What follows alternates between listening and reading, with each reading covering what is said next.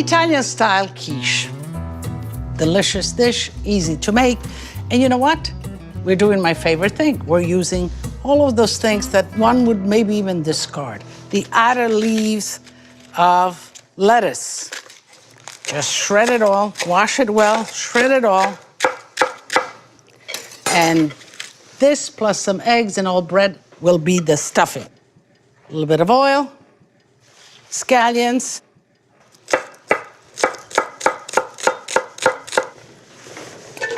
Now, you don't have scallions. Could you use leeks? Yes. Could you use onions? Yes. Could you use shallots? Absolutely. Thyme, the leaves of the thyme. Let me just chop them up a little bit. Okay. Let's put that in here.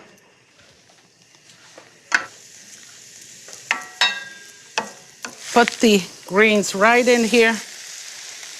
Now, greens, when you wilt them, you know that you'll end up with half of it, if not even less. A little bit of salt. A little bit of peperoncino, you know I like that. You cover this because it will sweat in its own water, so this way you don't have to add anything. And then you saute it until it's dry again. And once it's all done, we'll let it cool and it'll be ready to go. I think that in today's world, we waste a lot of food. We didn't waste one crumb of bread. Grandma would have me, when we ate bread and there was crumb, she would have me pick that up and go and throw it to the chickens so that the chickens would eat it. I think that we should all be ever more aware of how to recycle food, how not to throw away that bread, reuse it. There's so many recipes and so many ways to do that. As you can see, it's just about there. A few more minutes, then we'll let it cool, and we'll make the quiche. A quiche is about eggs, so let's begin with breaking in the eggs.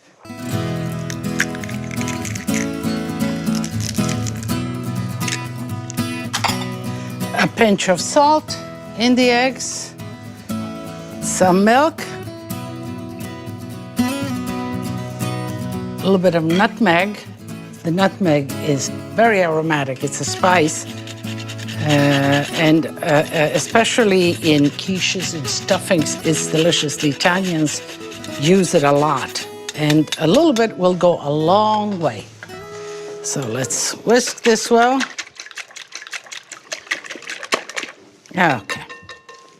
Here we have some day-old bread. Put it right in, let it soak. This is a day-old bread, so I'll take in the mixture with the crust. I lined the muffin pan. And these little quiches will come out like little muffins. They're delicious, individuals, easy to make. Let's add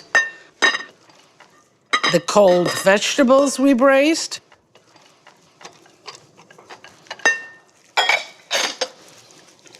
Okay. Some cheese. Okay. That will bind the quiche together and will give it a great flavor. With the ladle, begin on one side, distribute that evenly so one is not fuller than the other. Okay. A little bit of cheese on top. They will puff up a little bit, you know. Okay, that looks good. That was easy. You preheat an oven at 350 degrees. And 20 to 30 minutes, it will be puffy and baked and golden and delicious. I think that my passion for food and understanding for food really stems from the courtyard that I grew up in. And this was a simple courtyard. It had houses on one side, on the other side, grandmother and grandfather, my grandfather's sister, the great aunt on the other side with her kids. So it was kind of very convivial. And then we went a little bit up the steps towards the woods. And that's where the animal pens were. And we had the chickens in one. The chicken goes up the stairs, and they each had a box with the hay, and they went in their own little kind of to lay their own eggs, and they were kind of territorial, you know. And when they were laying their eggs, if you got close, they would get upset. But you know, it was my duty to go and collect the eggs once Grandma sent me. They look delicious, huh? But they smell even better.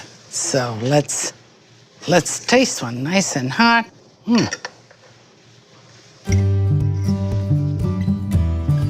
Delicioso. So let me cut a piece because I need to taste. Let's cut right into it. Let's cut the chase here.